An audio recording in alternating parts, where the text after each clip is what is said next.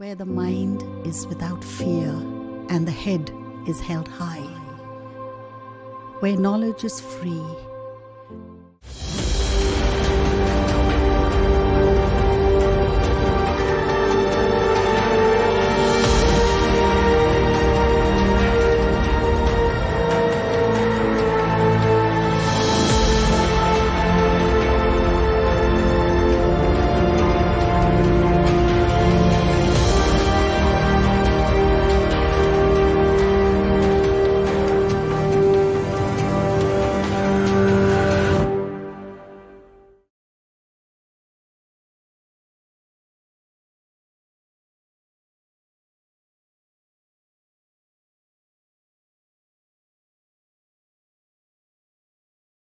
প্রিয় ছাত্রছাত্রীরা, আমরা আবার একাদশ রসায়ন ক্লাসে ফিরে এলাম।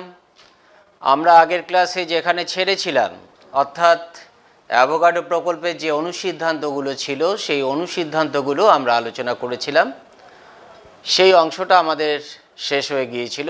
আমরা আজকে শুরু করব দেখো তুল্যাঙ্ক ভার থেকে। আমি Subrata Sarkar, assistant teacher, AC institution, Malda. আমরা শুরু করব হচ্ছে তুল্যাঙ্ক ভার বা ইকুইভ্যালেন্ট ওয়েট। তোমাকে জানতে হবে যে তুল্যাঙ্ক ভারটা কি। এটা আমাদের কাছে কিন্তু একটা কমপ্লিটলি নিউ কনসেপশন। তোমরা নিচু ক্লাসে এগুলো কিন্তু পাওনি। তাহলে তুল্যাঙ্ক ভার হচ্ছে মৌলের একটা নির্দিষ্ট পরিমাণ ভরকে বোঝায় বা যৌগের একটা নির্দিষ্ট পরিমাণ ভরকে বোঝায়, যে ভরে তারা সাধারণত বিক্রিয়ায় অংশগ্রহণ করে। অর্থাৎ আমরা দেখেছি যে রাসায়নিক বিক্রিয়ার সময় মৌলগুলো যে পরস্পরের সাথে যুক্ত হয়ে যৌগ গঠন করে, তখন তারা কিন্তু নিজেদের ইচ্ছা মতো যে কোনো ওজনে যুক্ত হতে পারে না। একটা মৌলের নির্দিষ্ট ওজনের সাথে অপর একটা মৌলের নির্দিষ্ট ওজন কিন্তু যুক্ত হয়ে যৌগ গঠন করে। এই যে মৌলগুলো যে ওজনে পরস্পরের সাথে যুক্ত হয়ে যৌগ গঠন করে, আমরা সেই ওজনটাকেই কিন্তু তাদের তুল্যাঙ্ক ভার বলি। তার মানে তুল্যাঙ্ক ভারটা কি? তুল্যাঙ্ক ভার একটা মৌল বা যৌগের নির্দিষ্ট পরিমাণ ভরকে বোঝায়, যে ভরে তারা পরস্পরের সাথে রাসায়নিকভাবে যুক্ত হয়ে যৌগ গঠন করে। যেমন একটা এক্সাম্পল নিই। আমরা দেখেছি যে আমি যদি 1 গ্রাম হাইড্রোজেনের সাথে কার্বনের বিক্রিয়া ঘটাই, দেখেছি কার্বনের 3 ভাগ ওজন যুক্ত হয়েছে। যদি অক্সিজেনের বিক্রিয়া ঘটাই, অক্সিজেনের 8 ভাগ ওজন যুক্ত হয়েছে। যদি ক্লোরিনের সাথে যুক্ত করি, তাহলে ক্লোরিনের দেখি 35.5 ভাগ ওজন যুক্ত হয়েছে। যদি সালফারের সাথে যুক্ত করি, দেখি সালফারের 16 ভাগ ওজন যুক্ত হয়েছে। যদি কোনো ধাতব মৌলের পরমাণুর সাথে যুক্ত করি, অর্থাৎ সোডিয়ামের সাথে যুক্ত করি, তাহলে দেখি তার 23 গ্রাম ওজন যুক্ত হয়েছে। তাহলে এই যে 1 গ্রাম হাইড্রোজেনের সাথে অন্যান্য মৌলের এই যে ভিন্ন ভিন্ন ওজনগুলো যুক্ত হচ্ছে, এই ভিন্ন ভিন্ন ওজনগুলো সবাই কিন্তু দেখো 1 গ্রাম ওজনের হাইড্রোজেনের সাথে যুক্ত হচ্ছে। তাহলে এদের প্রত্যেকের যোজন ক্ষমতা একই। কোন অর্থে? এই ওজনের ওই পদার্থগুলোর প্রত্যেকের যোজন ক্ষমতা একই। তুল্যাঙ্ক ভার যখন আমরা নির্ণয় করেছি বিভিন্ন মৌলের, তখন কি করেছি? আমরা 3টে মৌলের ভর বা ওজনকে আমরা স্ট্যান্ডার্ড রেফারেন্স হিসাবে নিয়েছি। তুমি বলবে কাদেরকে নিয়েছেন এবং কেন নিয়েছেন? আমরা নিয়েছি হাইড্রোজেন, অক্সিজেন কিংবা ক্লোরিনকে স্ট্যান্ডার্ড রেফারেন্স হিসাবে। তুমি বলবে কেন? তার কারণ হচ্ছে এই মৌলগুলো অন্যান্য বাকি যারা মৌল আছে তাদের প্রত্যেকের সাথে যুক্ত হতে পারে। তার মানে এই নয় হাইড্রোজেন সবার সাথে যুক্ত হবে, অক্সিজেন সবার সাথে যুক্ত হতে পারবে, ক্লোরিন সবার সাথে যুক্ত হতে পারবে, সেটা বোঝাচ্ছে না। বোঝাচ্ছে যত মৌল আছে তারা আইদার হাইড্রোজেনের সাথে যুক্ত হতে পারে, নতুবা অক্সিজেনের সাথে যুক্ত হতে পারে, নতুবা ক্লোরিনের সাথে যুক্ত হতে পারে। এই তিনটা মৌলের মধ্যে কারো না কারোর সাথে তারা কিন্তু যুক্ত হতে পারে। সেই জন্য আমরা তুল্যাঙ্ক ভার নির্ণয়ে হাইড্রোজেন, অক্সিজেন কিংবা ক্লোরিনকে স্ট্যান্ডার্ড রেফারেন্স হিসাবে নিয়েছি। তাহলে এখন আমরা বুঝবো কি করে যে কোন মৌলের কত ভাগ ওজন তার তুল্যাঙ্ক ভারকে নির্দেশ করবে? আমরা দেখেছি হাইড্রোজেনের ন্যূনতম 1 গ্রাম ওজন সাধারণত বিক্রিয়ায় অংশগ্রহণ করে, অক্সিজেনের ন্যূনতম 8 ভাগ ওজন অংশগ্রহণ করে, ক্লোরিনের 35.5 ভাগ ওজন বিক্রিয়ায় অংশগ্রহণ করে। এই ভরগুলো ওদের নিজ নিজ তুল্যাঙ্ক ভার।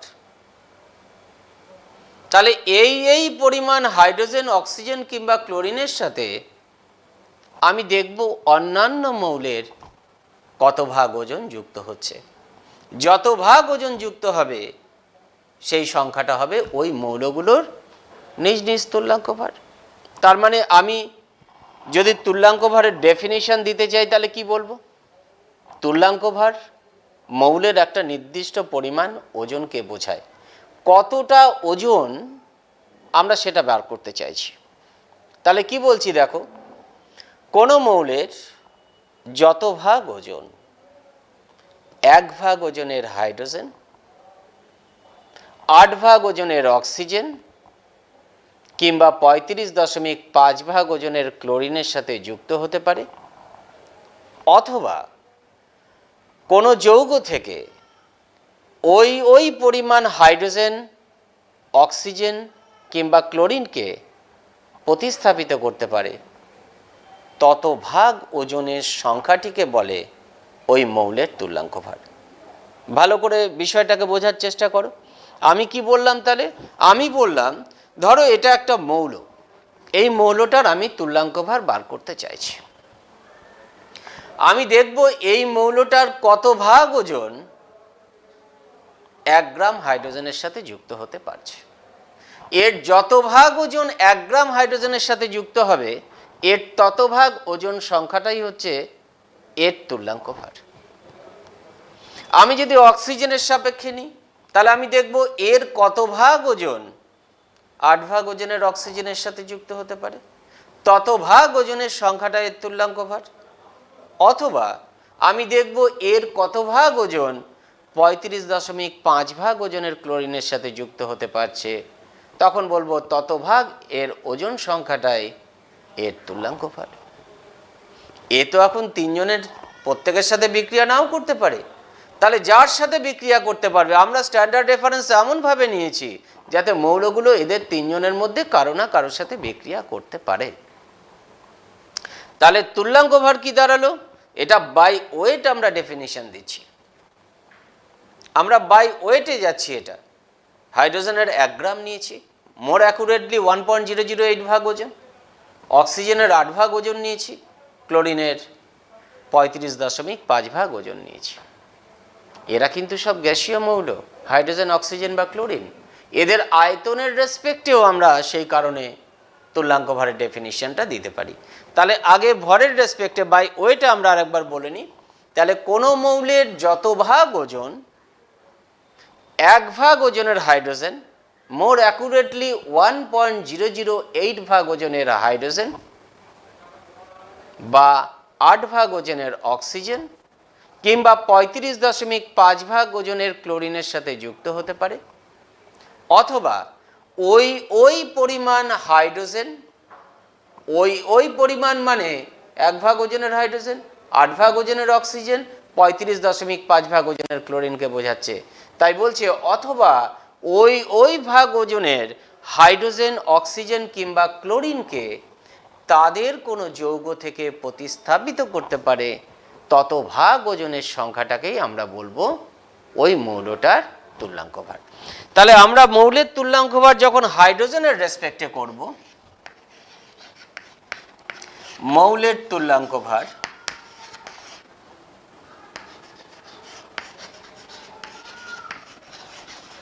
সমান, তাহলে আমরা কি লিখছি তুল্যাঙ্ক ভারটা বার করতে গেলে? তাহলে মৌলের ওজন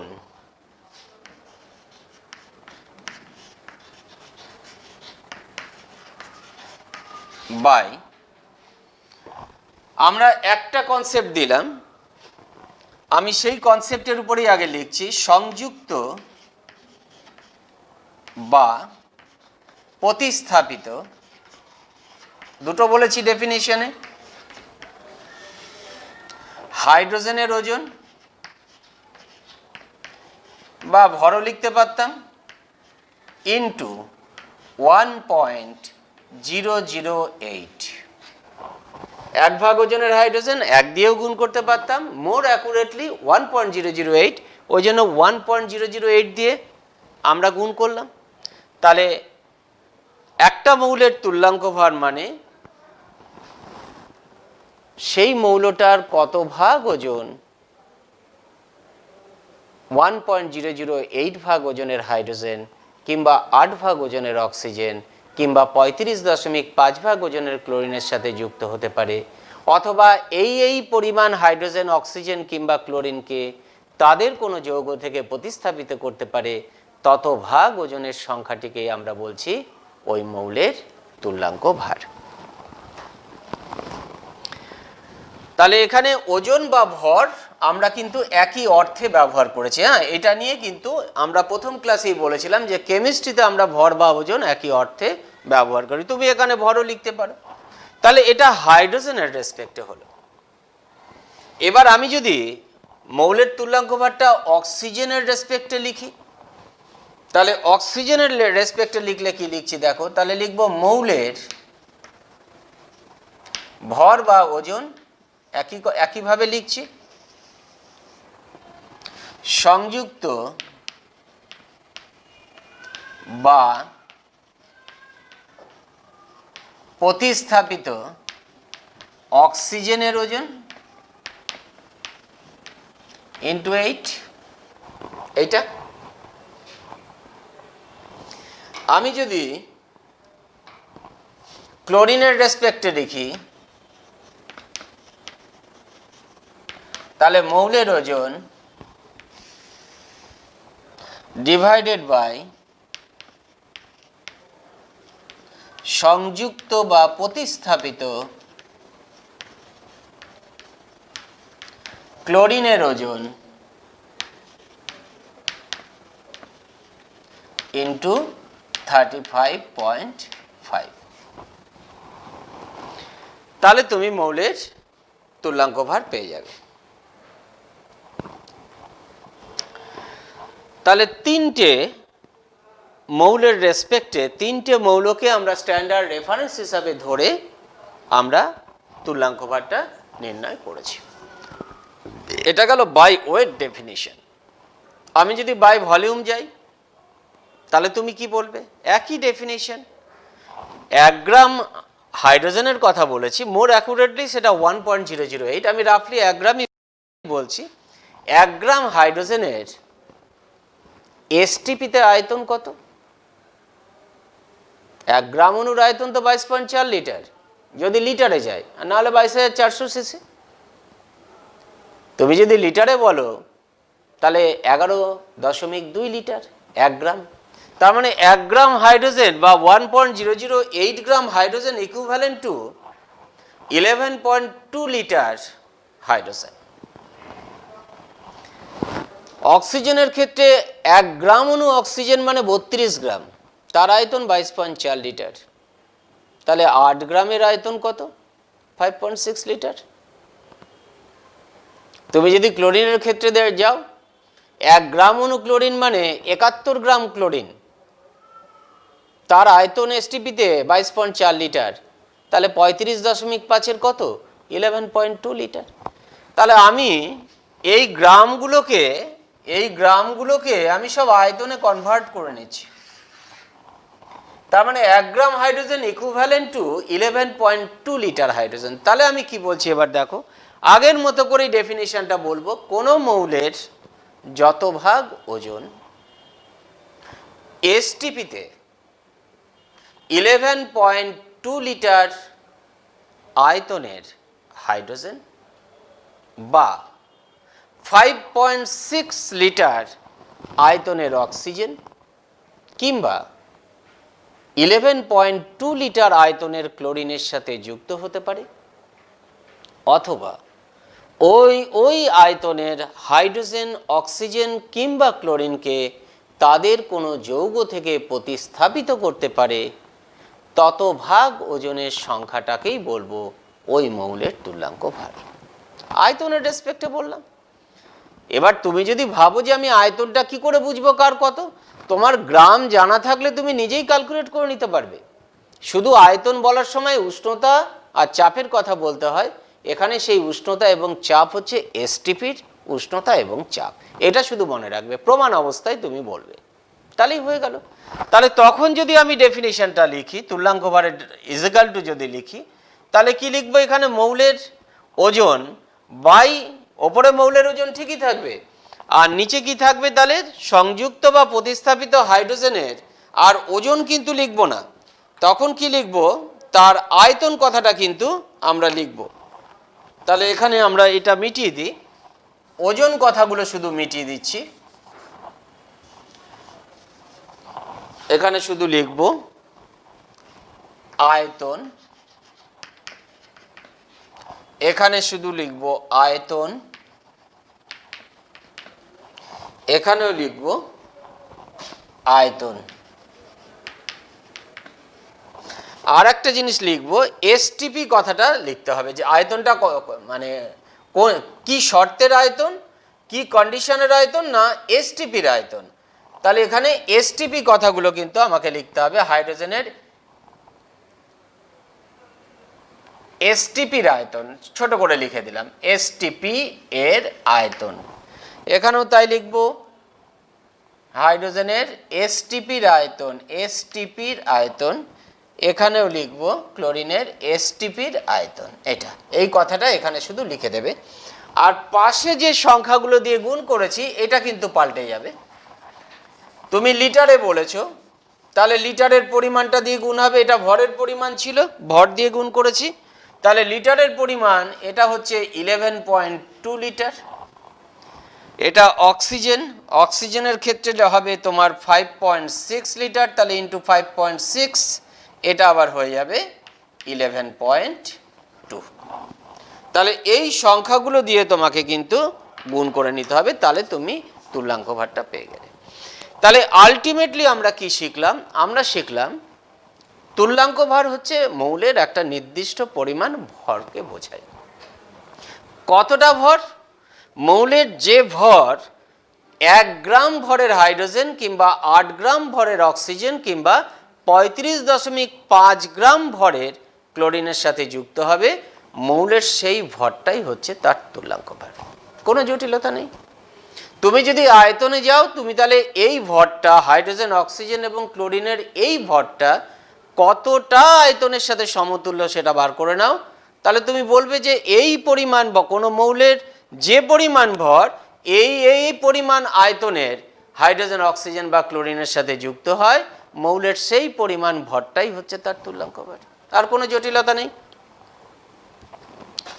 তুল্যাঙ্ক ভারকে আমরা যদি গ্রামে প্রকাশ করি তাহলে তাকে বলে গ্রাম তুল্যাঙ্ক ভার।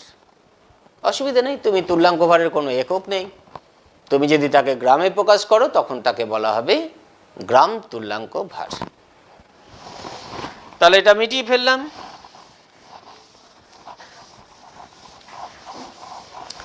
এবার আসবো আমরা তুল্যাঙ্ক অনুপাত সূত্রটা কি বলছে। রাসায়নিক বিক্রিয়ার সময় মৌলগুলো যখন পরস্পর যুক্ত হয় তখন ওরা কিন্তু নিজের নিজের তুল্যাঙ্ক ভারে যুক্ত হবে। এটা কিন্তু একটা খুব ফান্ডামেন্টাল কনসেপ্ট, যে রাসায়নিক বিক্রিয়ার সময় মৌলগুলো যখন পরস্পর যুক্ত হয় তখন ওরা ওদের নিজ নিজ তুল্যাঙ্ক ভারে যুক্ত হবে। যদি কোথাও না যুক্ত হয় তাহলে দেখবে তুল্যাঙ্ক ভারের কোনো সরল গুণিতকে তারা কিন্তু যুক্ত আছে, এটা মনে রাখবে। অথবা এটা আমরা যুক্ত, সংযুক্ত হওয়ার কথা বললাম, এটা প্রতিস্থাপিতও হতে পারে। একটা মৌল যখন অন্য কোনো যৌগ থেকে আর একটা মৌলকে প্রতিস্থাপিত করবে, তখন দেখবে এর তুল্যাঙ্ক পরিমাণ ভর ওর তুল্যাঙ্ক পরিমাণ ভরকেই প্রতিস্থাপিত করছে, অথবা তুল্যাঙ্ক ভরের কোনো গুণিতককে প্রতিস্থাপিত করছে। এইটাকে আমরা বলছি তুল্যাঙ্ক অনুপাত সূত্র। আমি যখন কারোর সাথে যুক্ত হব, তখন আমার তুল্যাঙ্ক পরিমাণ ভর অপর মৌলটার তুল্যাঙ্ক পরিমাণ ভরের সাথেই যুক্ত হয়ে যৌগ গঠন করবে। যদি কোথাও না করে, তাহলে দেখব আমার ওই পরিমাণটা অন্য মৌলের তুল্যাঙ্ক ভর বা তার কোনো সরল গুণিতকের সাথে যুক্ত হচ্ছে। অথবা যদি আমার এই পরিমাণ অর্থাৎ আমার তুল্যাঙ্ক পরিমাণ ভর অন্য কোনো যৌগ থেকে অন্য কোনো মৌলকে প্রতিস্থাপিত করে, তাহলে তার তুল্যাঙ্ক ভর পরিমাণকেই প্রতিস্থাপিত করবে, অথবা তার কোনো সরল গুণিতকে প্রতিস্থাপিত হবে। এই বিবৃতিটাকে আমরা বলছি তুল্যাঙ্ক অনুপাত সূত্র। এটা মনে রাখবে, কারণ পরীক্ষায় দিতে পারে তুল্যাঙ্ক অনুপাত সূত্র বলতে কি বোঝো। আর একটা ফান্ডামেন্টাল জিনিস এখানে আছে, সেটা হচ্ছে মিথানুপাত সূত্রকে তুল্যাঙ্ক অনুপাত সূত্র বলা হয় কেন। আমরা মিথানুপাত সূত্র পড়ানোর সময় কথাটা বলেছিলাম যে, এবং এটাও বলেছিলাম যে আমরা যখন তুল্যাঙ্ক ভার পড়াবো তখন আমরা এই জায়গাটাকে একটু বোঝার চেষ্টা করব। আমি আগে মিথানুপাত সূত্র তোমাকে বলি। মিথানুপাত সূত্রে কি বলছে? মিথানুপাত সূত্রে বলছে যে দুটো মৌল অপর একটা নির্দিষ্ট মৌলের সাথে যদি যুক্ত হয়, কীরকম? আমরা একটা স্পেসিফিক এক্সাম্পল নিই, তাহলে আমরা বিষয়টাকে ক্লিয়ার করতে পারব। ধরো অক্সিজেন, তার 8 ভাগ ওজন ফিক্সড, কারণ এই 8 ভাগ ওজন তার তুল্যাঙ্ক ভারকে নির্দেশ করে। আমি এই অক্সিজেনের সাথে আমি দুজনকে যুক্ত করছি, একটা হচ্ছে ক্যালসিয়াম আর একটা হচ্ছে ধরো ক্লোরিন। যদি ক্যালসিয়ামের সাথে আমি যুক্ত করি অক্সিজেনকে, তাহলে যৌগটা হয় ক্যালসিয়াম অক্সাইড।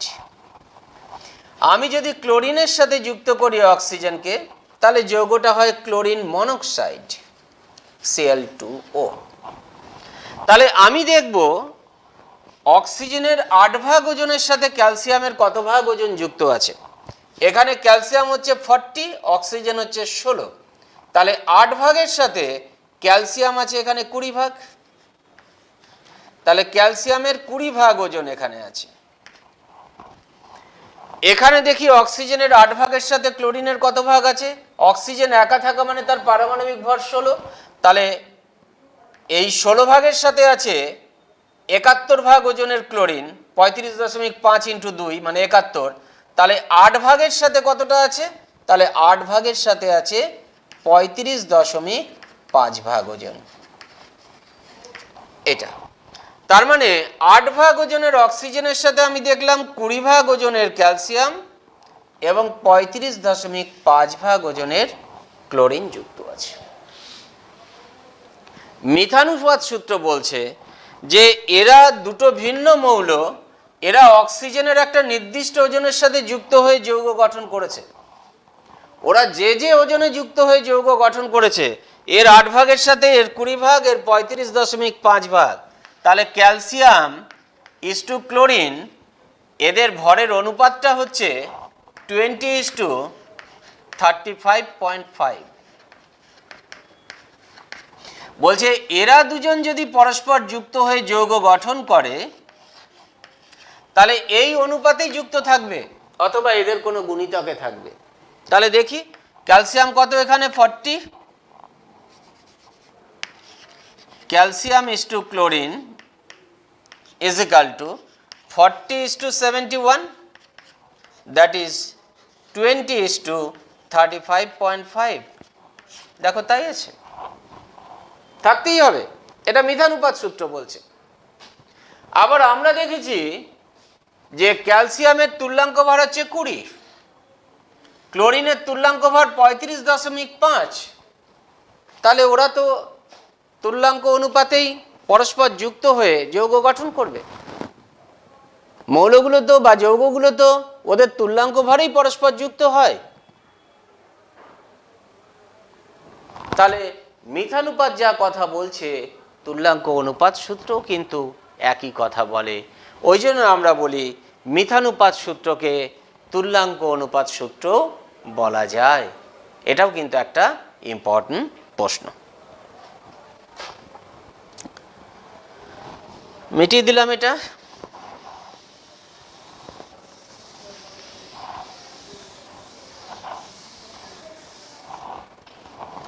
এবার আমরা যাব আর একটা ফান্ডামেন্টাল জিনিস, এটা 11-এর পরীক্ষার জন্য ভীষণ ইম্পর্টেন্ট। এখান থেকে এটা দেওয়া হয়, মৌলের তুল্যাঙ্ক ভার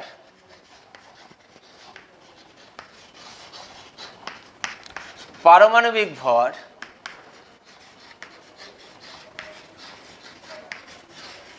এবং যোজ্যতার মধ্যে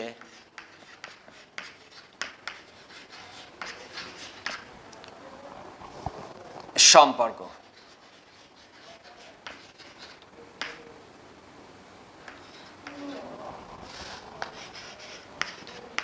ভেরি ভেরি ইম্পর্টেন্ট। ভালো করে বুঝে নাও, তাহলে তোমাকে মুখস্থ করতে হবে না, তুমি যে কোনো সময় নিজে থেকে এই রিলেশনগুলো বার করতে পারবে। দেখো, এই যে সম্পর্কটা বার করব, তিনটা মৌলের রেসপেক্টেই করা যায়।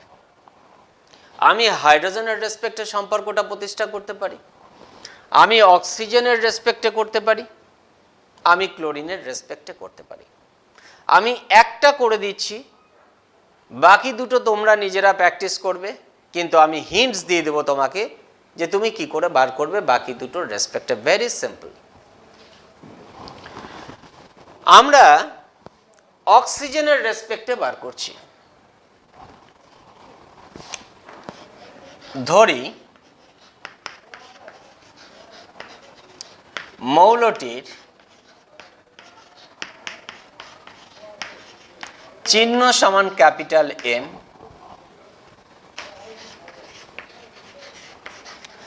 তুল্যাঙ্ক ভার সমান ক্যাপিটাল ই, ইকুইভ্যালেন্ট ওয়েট,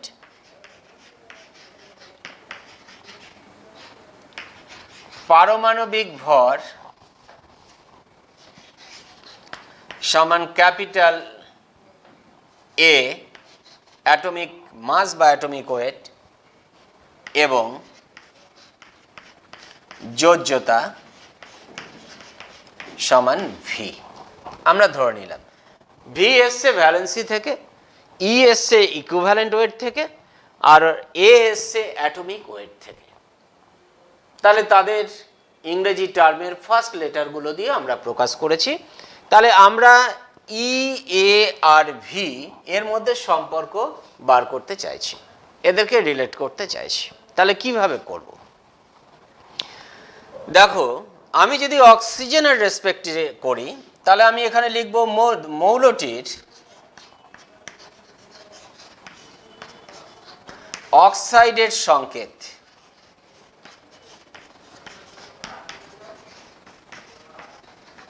সমান, অক্সাইডের সংকেত কি? মৌলটা তো হচ্ছে এম, তার যোজ্যতা কত? ভি। অক্সিজেনের সাথে যুক্ত হয়েছে, তার যোজ্যতা কত? 2। তাহলে সংকেতটা কি? M2O3। তাহলে মৌলটির অক্সাইডের সংকেত কি লিখলাম? M2O3। এবার M2O3 যৌগে কতটা ওজনের মৌল আছে আর কতটা ওজনের অক্সিজেন আছে তুমি দেখো। আমি যদি অক্সিজেনের ওজনটা আগে এখানে নিই, অক্সিজেনের পারমাণবিক ভর হচ্ছে 16, তাহলে 16 ইন্টু ভি। তাহলে আমি এবার লিখতে পারি M2OV যৌগে 16 ইন্টু ভি ভাগ ওজনের অক্সিজেন সংকেত দিয়ে লিখলাম যুক্ত থাকে সমান। এটা কত ভাগ? এম এর পারমাণবিক ভর হচ্ছে এ, দুটো আছে, তাহলে 2 ইন্টু এ ভাগ ওজনের মৌলের সাথে, মৌলের ওপরে লিখে দিলাম মৌলের সাথে, এটা।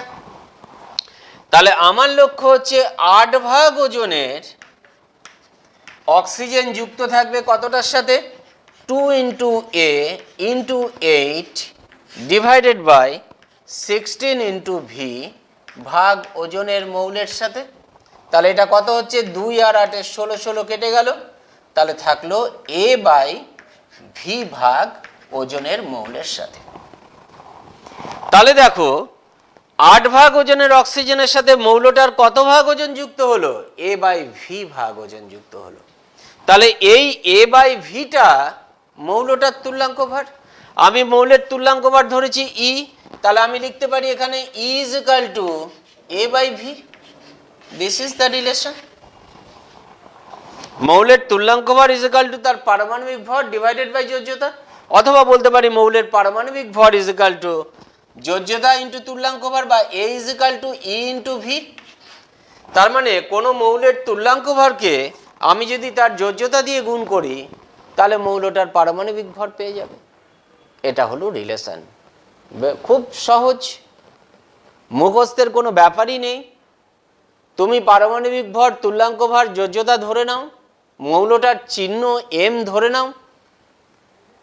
এবার যদি হাইড্রোজেনের রেসপেক্টে নাও, তাহলে মৌলটার হাইড্রাইডের সংকেত লিখবে। যদি তুমি অক্সিজেনের রেসপেক্টে লিখো, তাহলে মৌলটির অক্সাইডের সংকেত লিখবে। যদি তুমি ক্লোরিনের রেসপেক্টে লিখো, তাহলে মৌলটির ক্লোরাইডের সংকেত লিখবে। আমি যদি অক্সিজেন না নিয়ে এখানে হাইড্রোজেন নিতাম, তাহলে মৌলটার হাইড্রাইডের সংকেত কি হতো, তাহলে এখানে আমি হাইড্রোজেন লিখতাম, তার যোজ্যতা লিখতাম এখানে 1। তাহলে এখানে সংকেত কি হতো, তাহলে সংকেত হতো MHV, এটা হতো। তাহলে আমি আবার এখানে বলতাম হাইড্রোজেনের কত ভাগ ওজন যুক্ত আছে, 1.008 ইন্টু ভি, অথবা শুধু ভি 1 ইন্টু ভি। আর মৌলটার কত ভাগ ওজন যুক্ত আছে, এ ভাগ ওজন, তার পারমাণবিক ওজন বা পারমাণবিক ভর এ। তাহলে তুমি একইভাবে হিসাব করবে, এখানে 8 ভাগ ওজনের অক্সিজেন যুক্ত করেছো, ওখানে 1.008 ভাগ ওজনের হাইড্রোজেন যুক্ত করবে, তাহলেই পেয়ে যাবে। দেখবে একই বেরিয়ে আসছে। যদি ক্লোরাইডের রেসপেক্টে করো, তাহলে এখানে হাইড্রোজেনের বদলে ক্লোরিন নিবে, তার যোজ্যতাও কিন্তু 1। তাহলে মৌলটার ক্লোরাইডের সংকেত কি হবে, MClV। তখন মৌলটার ওজন কত, এ, ক্লোরিনের ওজন কত, 35.5 ইন্টু ভি, এটা।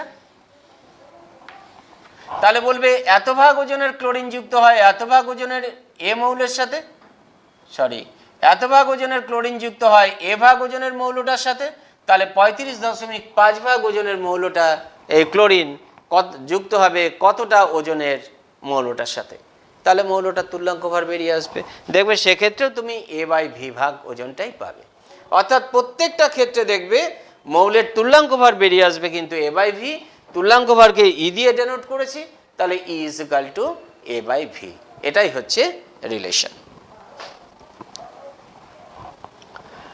মিটিয়ে দিলাম।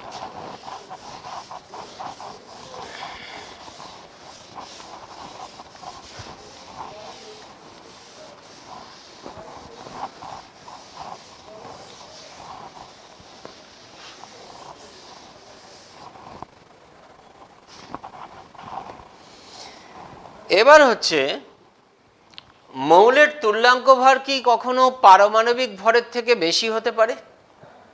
দেখি আমরা হতে পারে কিনা। আমরা কি পেলাম, মৌলের তুল্যাঙ্ক ভর E is equal to A by V.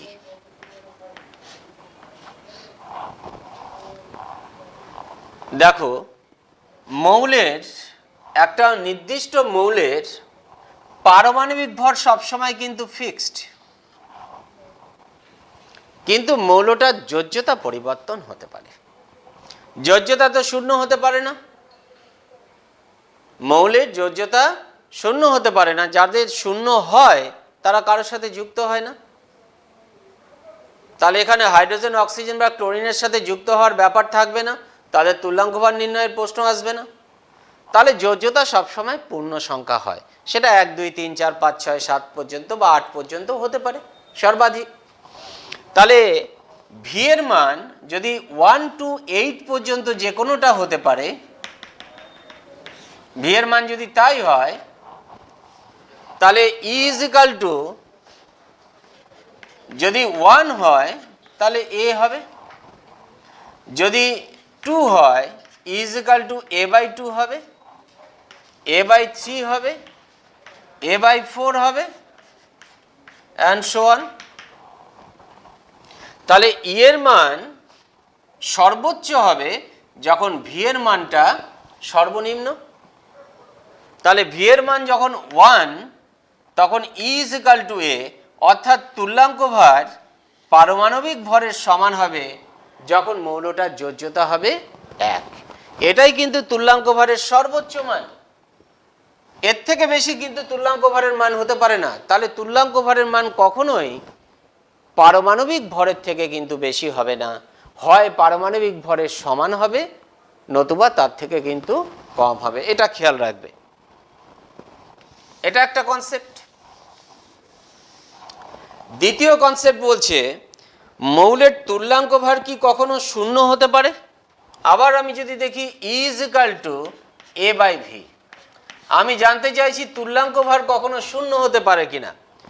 ই তখনই শূন্য হবে যদি এ ইজ ইকাল টু শূন্য হয়, যখন এ ইজ ইকাল টু 0, তখন তুমি ই এর মানটা 0 পাচ্ছ।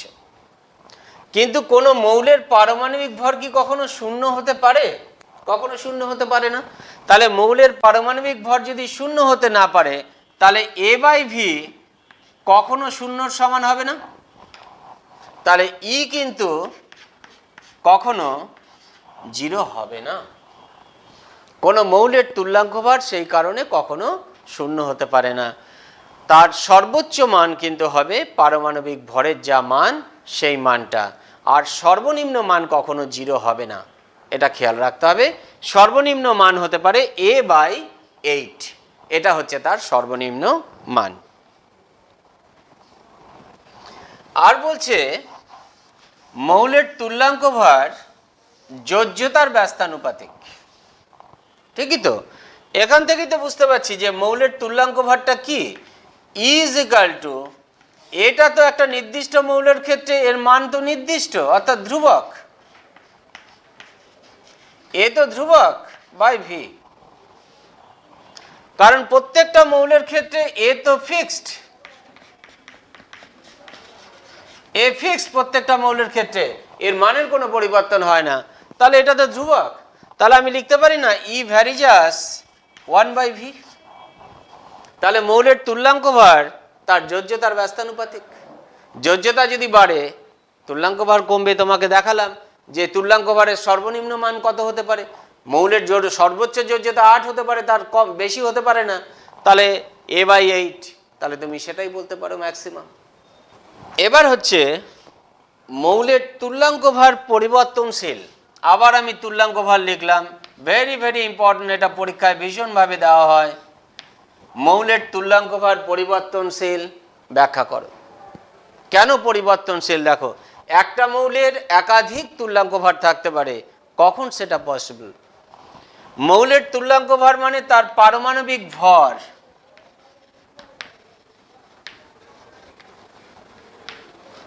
বাই যোজ্যতা।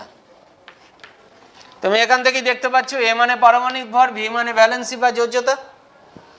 এবার একটা মৌলের তার পারমাণবিক ভর তো ফিক্সড ধ্রুবক, কিন্তু তার একাধিক যোজ্যতা থাকতে পারে। যোজ্যতা যদি একাধিক থাকে তাহলে তুল্যাঙ্ক ভর একাধিক হয়ে যাবে। ওই জন্য বলছে মৌলের তুল্যাঙ্ক ভর পরিবর্তনশীল। যোজ্যতা পরিবর্তনশীল বলে একাধিক তুল্যাঙ্ক ভর থাকতে পারে কোনো একটা মৌলের। যেমন দেখো কপার যখন আঁশ হিসাবে থাকে,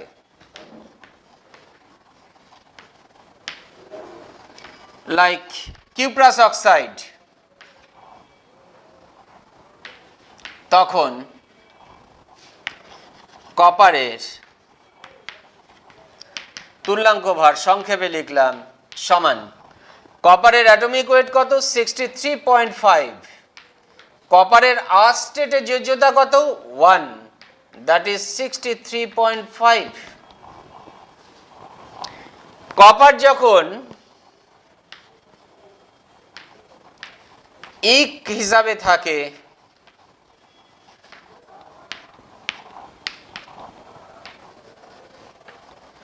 কিউপ্রিক অক্সাইড, তখন তার তুল্যাঙ্ক ভার সমান তার অ্যাটমিক ওয়েট কত 63.5 ডিভাইডেড বাই ইক স্টেটে তার যোজ্যতা কত 2, তাহলে কত হচ্ছে 31.75। তাহলে দেখো কপার, এখানে কপার কথাটাই লিখে দিলাম, তখন কপারের, তাহলে দুটোই কিন্তু কপার, এটাও কপার এটাও কপার। যখন আঁশ হিসাবে ছিল তখন তার তুল্যাঙ্ক ভার দেখো 63.5, যখন কপার ইক হিসাবে আছে, এখানে আঁশ হিসাবে ছিল এখানে ইক হিসাবে আছে, তখন তার তুল্যাঙ্ক ভার দেখো 31.75। তাহলে একই মৌলের তুল্যাঙ্ক ভার পরিবর্তন হতে পারে যদি তার একাধিক যোজ্যতা থাকে। সিমিলারলি তুমি আয়রনের ক্ষেত্রে দুটো এরকম তুল্যাঙ্ক ভার পাবে। আয়রন আর স্টেটে থাকে একটা ফেরাস, আয়রন ইক স্টেটে থাকে ফেরিক, ফেরাস ক্লোরাইড বা ফেরাস অক্সাইড, ফেরিক ক্লোরাইড বা ফেরিক অক্সাইড এই হিসাবে থাকতে পারে। তাহলে একাধিক জারণ স্তর অর্থাৎ একাধিক যোজ্যতা, একাধিক তুল্যাঙ্ক ভার। যাদেরই একাধিক যোজ্যতা থাকবে তাদেরই কিন্তু একাধিক তুল্যাঙ্ক ভার থাকবে। কাজেই আমরা বলতে পারি তুল্যাঙ্ক ভার নির্দিষ্ট নয়, মৌলের তুল্যাঙ্ক ভার পরিবর্তনশীল।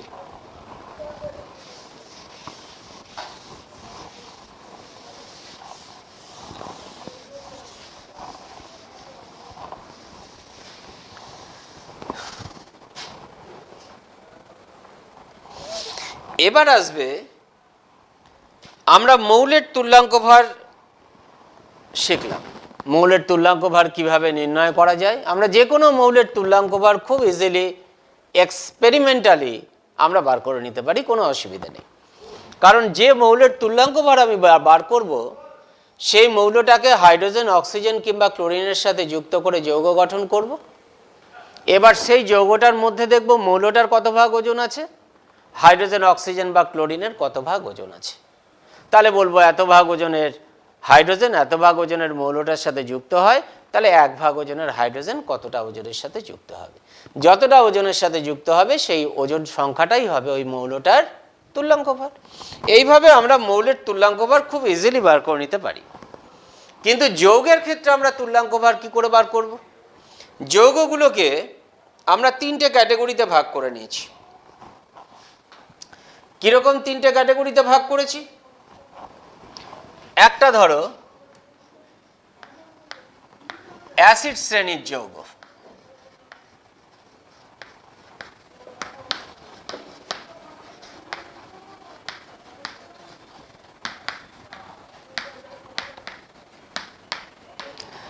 তাহলে সেই শ্রেণীর যৌগের তুল্যাঙ্ক ভার কি করে নির্ণয় করব আমি আসছি।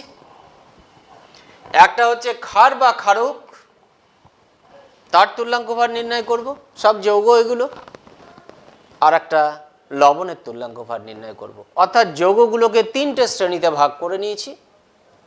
একটা অ্যাসিড জাতীয় যৌগ, একটা ক্ষার বা ক্ষারক জাতীয় যৌগ, আর একটা লবণ জাতীয় যৌগ।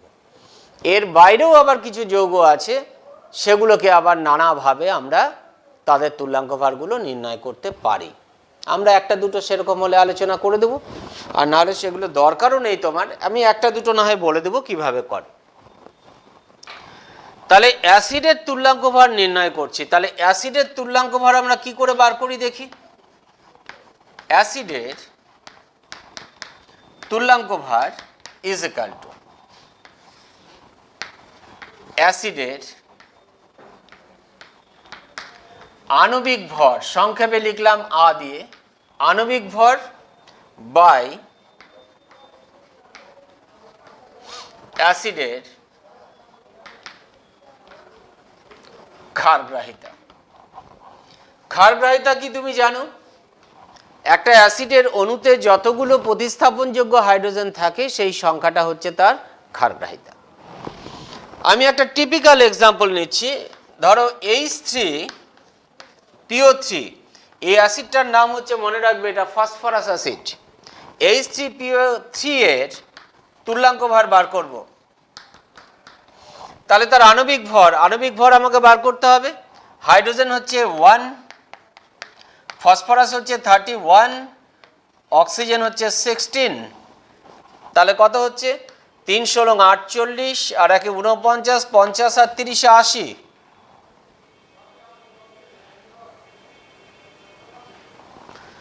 আটচল্লিশ, 3 × 48, আর 1 × 49, আর 1 × 50 আর 30 80।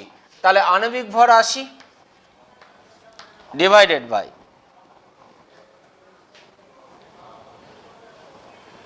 ও 3টে হাইড্রোজেন আছে তো সেটাই বলছে, 80 তো হচ্ছে না।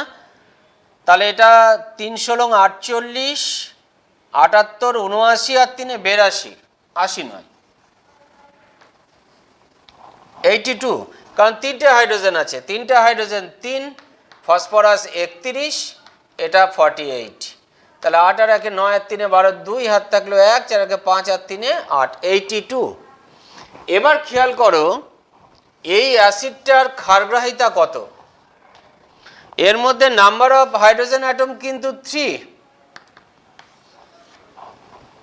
কিন্তু এর ক্ষারগ্রাহিতা 3 নয়, 2। কেন 2? তুমি বুঝবে কি করে? বোঝার উপায়, এমনি তো বোঝা যাবে না।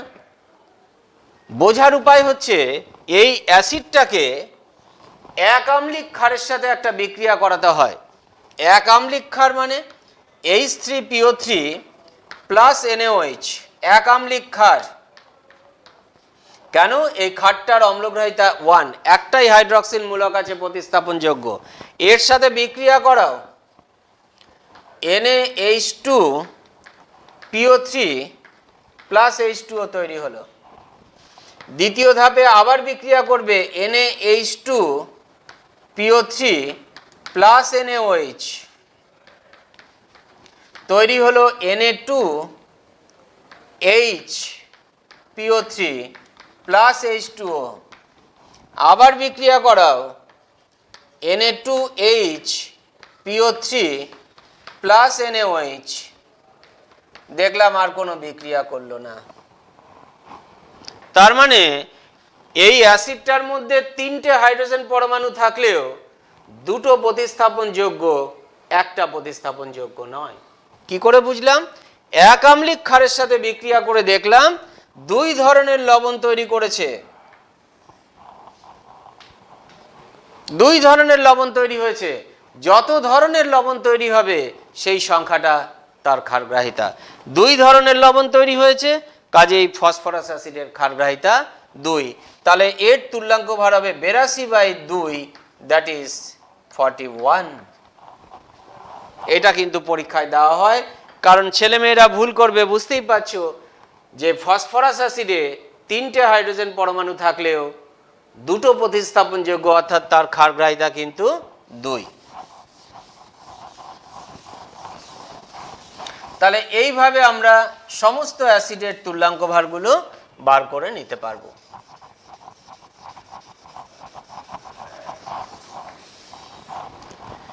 এবার ধরো আমরা ক্ষার বা ক্ষারকের তুল্যাঙ্ক ভার করব। ক্ষার বা ক্ষারকের,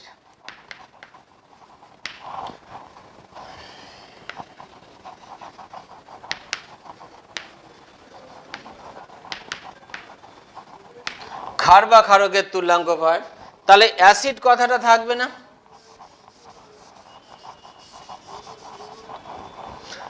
আমি শুধু ক্ষারক কথাটা এখানে বলে দিচ্ছি। ক্ষারকের আণবিক ভর বাই ক্ষারকের ক্ষারগ্রাহিতা হয় না, ক্ষারকের ক্ষেত্রে হবে অম্লগ্রাহিতা। তাহলে একই রকম ভাবে দেখো, অ্যাসিডের যেরকম আমরা তুল্যাঙ্ক ভার বার করার সময় বললাম যে অ্যাসিডের আণবিক ভর ডিভাইডেড বাই তার ক্ষারগ্রাহিতা। ঠিক ক্ষার বা ক্ষারকের ক্ষেত্রে তাই বলছি যে ক্ষার বা ক্ষারকের তুল্যাঙ্ক ভর ইজ ইকাল টু ক্ষার বা ক্ষারকের আণবিক ভর ডিভাইডেড বাই তার অম্লগ্রাহিতা। তাহলে মানটা কি হবে? আমরা একটা স্পেসিফিক এক্সাম্পল নিই। ধরো অ্যালুমিনিয়াম হাইড্রক্সাইড, তার আমরা তুল্যাঙ্ক ভার বার করব। তাহলে অ্যালুমিনিয়াম হাইড্রক্সাইডের আণবিক ভর কত? অ্যালুমিনিয়াম হচ্ছে 27, অক্সিজেন 16, হাইড্রোজেন 1। তাহলে এটা কত হচ্ছে? 27 প্লাস 3 ইন্টু 17, দ্যাট ইজ 51, আর সাথে 58, আর 10 এ 68, আর 10 এ 78, 78। আর অম্লগ্রাহিতা কত? প্রতিস্থাপনযোগ্য হাইড্রক্সিল মূলক আছে 3টাই, 3, দ্যাট ইজ 26। এটা হলো তার তুল্যাঙ্ক ভার। তাহলে অ্যাসিড আর ক্ষারের একই রকম, তাদের আণবিক ভরকে অ্যাসিডের ক্ষেত্রে ক্ষারগ্রাহিতা দিয়ে ভাগ করো, আর ক্ষার বা ক্ষারকের ক্ষেত্রে অম্লগ্রাহিতা দিয়ে ভাগ করে দাও, তুমি পেয়ে যাবে। তাহলে ক্ষার বা ক্ষারকের তুল্যাঙ্ক ভার বার করা হয়ে গেল। এবার বাকি থাকলো শুধু লবণের তুল্যাঙ্ক ভার।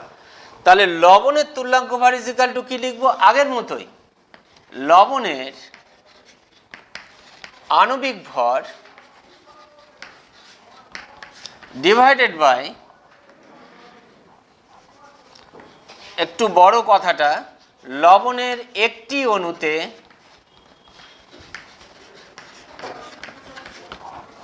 ক্যাটায়নের সংখ্যা, ক্যাটায়ন বা করে দিয়ে একবারে, অ্যানায়নের সংখ্যা গুণ তার যোজ্যতা, যে কোনো একটা নেবে। লবণের আণবিক ভর তো ফিক্সড।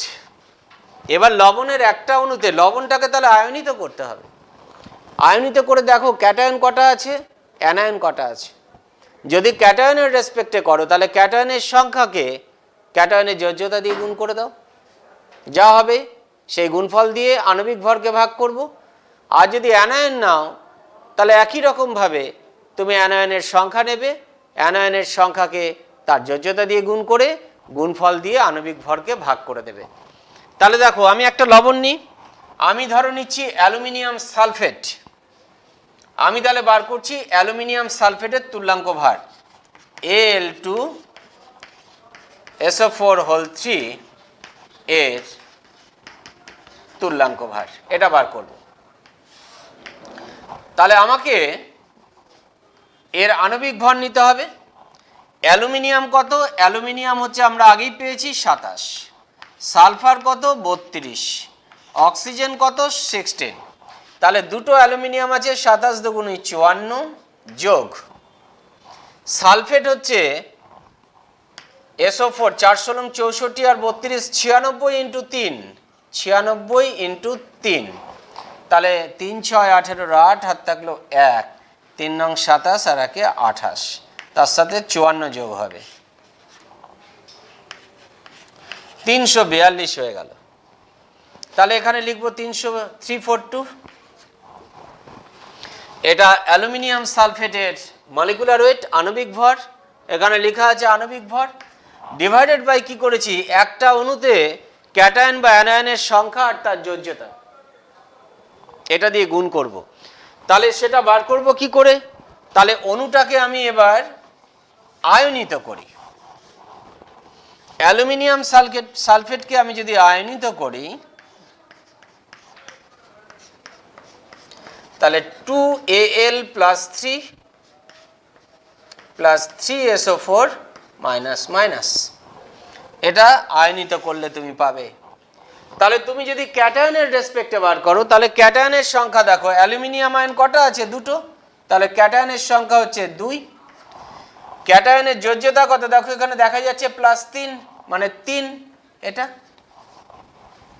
তাহলে মান কত হচ্ছে? 6 দিয়ে আমি যদি ভাগ করি, 5 × 6 = 30, 4 থাকলো 42, 6 × 7 = 42, 57। আমি যদি অ্যানায়নের রেসপেক্টে বার করি, দেখো একই আসবে। অ্যানায়ন কটা আছে না 3টে আছে, 3। অ্যানায়নের যোজ্যতা কত, দেখো 2।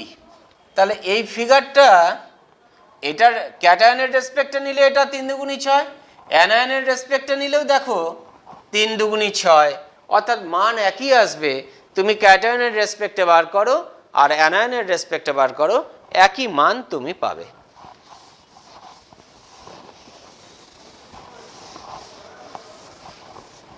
তাহলে লবণের তুল্যাঙ্ক ভার শেষ হয়ে গেল।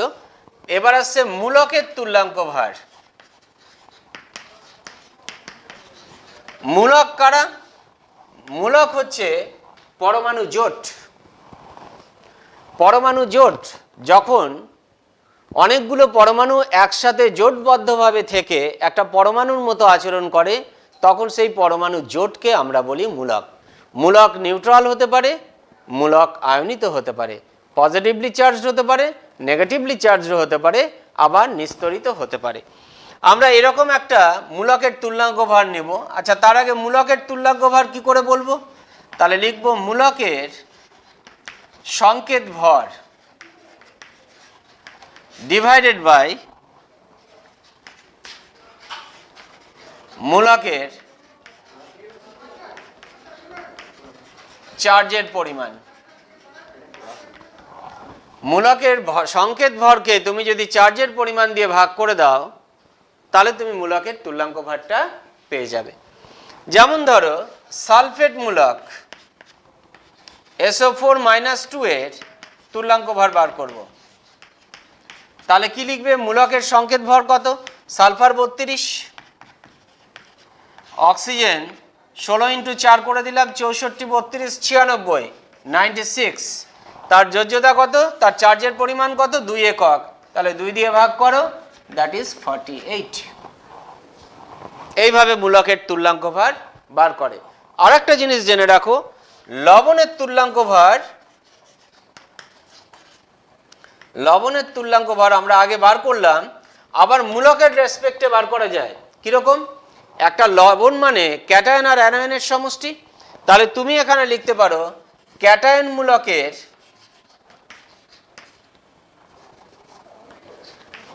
মূলকের তুল্যাঙ্ক ভার যোগ অ্যানায়ন মূলকের তুল্যাঙ্ক ভার। এটাও তুমি করতে পারো, একই বেরিয়ে আসবে। আমরা অ্যালুমিনিয়াম সালফেটের বার করেছিলাম। অ্যালুমিনিয়াম সালফেটের Al2SO4 3, একে আয়নিত করেছিলাম 2Al+3 3SO4-2, এইভাবে আয়নিত করেছিলাম। তাহলে আমি যদি অ্যালুমিনিয়াম সালফেটের তুল্যাঙ্ক ভার বার করি, তাহলে ক্যাটায়নের তুল্যাঙ্ক ভার যোগ অ্যানায়নের তুল্যাঙ্ক ভার। তাহলে ক্যাটায়ন হিসাবে কি আছে এখানে? অ্যালুমিনিয়াম আয়ন আছে। তাহলে অ্যালুমিনিয়াম আয়নের তুল্যাঙ্ক ভার কত? অ্যালুমিনিয়ামের পারমাণবিক ভর 27, তার চার্জের পরিমাণ 3 মানে 9। আর সালফেট মূলকের কত? সালফেট মূলক আছে, সালফেটের এই যে বার করে রেখেছি দেখো SO4-2, তাহলে এর কত? 4, 16, 64 আর 32, 96/2, দ্যাট ইজ 48। তাহলে তোমার কত হচ্ছে? ক্যাটায়নের হচ্ছে 9, অ্যানায়নের হচ্ছে 48, দ্যাট ইজ 57। আমরা কিন্তু 57ই পেয়েছিলাম অ্যালুমিনিয়াম সালফেট লবণের তুল্যাঙ্ক ভার। তাহলে তুমি এইভাবেও বার করে নিতে পারো একটা লবণের তুল্যাঙ্ক ভার। এবার চলে এলো, তাহলে আমাদের তুল্যাঙ্ক ভার মোটামুটি হয়ে গেল। এখানে আর দুটো জিনিস আমাদের জেনে নিতে হবে। একটা হচ্ছে ডুলং-পেটিটের সূত্র, আর একটা হচ্ছে মিৎসালিসের সমাকৃতি সূত্র। এটা করেই আমরা আজকে এখানে শেষ করব। ডুলং-পেটিটের সূত্র কি বলছে? এগুলো কিন্তু সব মৌলের পারমাণবিক ওজন নির্ণয়ের এক একটা পদ্ধতি। আমরা যেমন মৌলের তুল্যাঙ্ক ভার বার করলাম, আবার এই সূত্রগুলোর সাহায্যে আমরা মৌলের পারমাণবিক ভরগুলোকে সরাসরি নির্ণয় করতে পারি। ডুলং-পেটিটের সূত্র কি বলছে?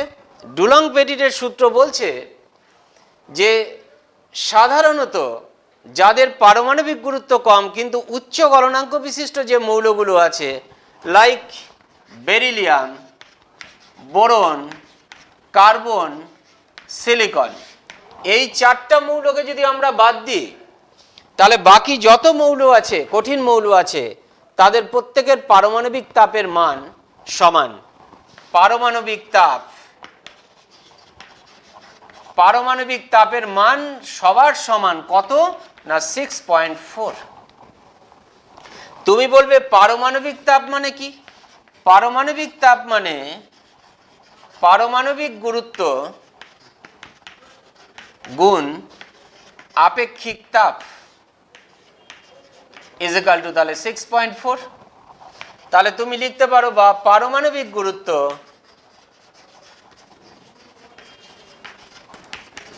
ইজ ইকুয়াল টু 6.4 বাই আপেক্ষিক তাপ। এটা হলো ডুলং পেটিটের সূত্র। বলছে যে কোনো কঠিন মৌলের পারমাণবিক তাপের মান একই হবে এবং সেই মানটা হবে 6.4। ব্যতিক্রম বেরিলিয়াম, বোরন, কার্বন এবং সিলিকন, এই চারটা মৌল বাদ দিলে বাকি সমস্ত মৌলের ক্ষেত্রে এটা অ্যাপ্লিকেবল। তবে এই পদ্ধতিতে যে পারমাণবিক গুরুত্ব পাবে তুমি, সেটা কিন্তু আনুমানিক পারমাণবিক গুরুত্ব। আর যদি সঠিক পারমাণবিক গুরুত্ব পেতে চাও তাহলে কি করতে হবে? তাহলে যে মৌলটার তুমি পারমাণবিক গুরুত্ব বার করছো সেই মৌলটার আগে তুল্যাঙ্ক ভার বার করে নিতে হবে। এবার এই তুল্যাঙ্ক ভার দিয়ে যদি আনুমানিক পারমাণবিক গুরুত্বকে ভাগ করো তাহলে তুমি যোজ্যতা পাবে। কিন্তু যোজ্যতা সর্বদা পূর্ণ সংখ্যা। তাহলে তুমি এখানে ভাগ করলে পারমাণবিক গুরুত্বকে, আনুমানিক পারমাণবিক গুরুত্বকে মৌলটার তুল্যাঙ্ক ভার দিয়ে যদি ভাগ করো তাহলে দেখবে ভাগফল হয়তো ভগ্নাংশ আসছে। তাহলে সেই ভগ্নাংশটা যে পূর্ণ সংখ্যার কাছাকাছি সেই পূর্ণ সংখ্যাটা নিতে হবে যোজ্যতা হিসাবে। তাহলে যোজ্যতা পেয়ে যাবে। এই যোজ্যতা দিয়ে তুমি যদি তুল্যাঙ্ক ভরকে গুণ করে দাও তাহলে তুমি সঠিক পারমাণবিক ভর পেয়ে যাবে। এটা গেল ডুলং পেটিটের সূত্র। আর লাস্ট হচ্ছে তোমার মিৎসাল্লিসের সমাকৃতি সূত্র। এটাও কিন্তু পারমাণবিক ওজন নির্ণয়ের একটা পদ্ধতি। এই পদ্ধতিতে আমরা কি করছি? সমাকৃতি সূত্রটা কি বলছে? কঠিন পদার্থের যে কেলাস হয় সেই কেলাসের আকৃতি যাদের এক তাদেরকে আমরা বলি সমাকৃতি কেলাস। যে ধর্মের জন্য এই কেলাস তৈরি হয় সেই ধর্মটাকে বলে সমাকৃতিত্ব, আইসোমরফিজম। তাহলে এইরকম সমাকৃতি কেলাস কারা? যেমন ধরো potassium sulphate K2SO4, K2CrO4, K2ACO4, potassium sulphate, potassium chromate, potassium selenate, এরা সব সমাকৃতি সম্পন্ন। এদের কেলাসের আকৃতি একই রকম, কারণ এদের কেলাস তলের সংখ্যা এবং কেলাস তলগুলো নিজেদের মধ্যে যে কোণ তৈরি করে, অনুরূপ কোণগুলো, সেই কোণগুলো এদের প্রত্যেকের সমান। ওই জন্য এরা সমাকৃতি কেলাস গঠন করে। এরা সব সমাকৃতি কেলাস গঠন করে। Potassium permanganate KMnO4, potassium perchlorate KClO4, এরা সমাকৃতি সম্পন্ন। আর কি হতে পারে? Zinc sulphate 7H2O, ferrous sulphate 7H2O, magnesium sulphate 7H2O, এরা সব কিন্তু সমাকৃতি সম্পন্ন। তাহলে তুমি বলবে মিৎসাল্লিসের সমাকৃতি সূত্রটা কি? সমাকৃতি সূত্র বলছে সমান সংখ্যক পরমাণু একইভাবে সজ্জিত হয়ে সমাকৃতি কেলাস গঠন করে। সমান সংখ্যক পরমাণু একইভাবে সজ্জিত হয়ে সমাকৃতি কেলাস গঠন করে। এই কেলাসগুলোর আকার কেলাস মধ্যস্থ পরমাণুগুলোর সংখ্যা এবং বিন্যাসের উপর নির্ভর করে, তাদের রাসায়নিক প্রকৃতির উপর নির্ভর করে না। এটাই হচ্ছে মিৎসাল্লিসের সমাকৃতি সূত্র। এই সূত্রের সাহায্যে তুমি পারমাণবিক ভর কিভাবে নির্ণয় করবে? ধরো A আর B দুটো মৌল,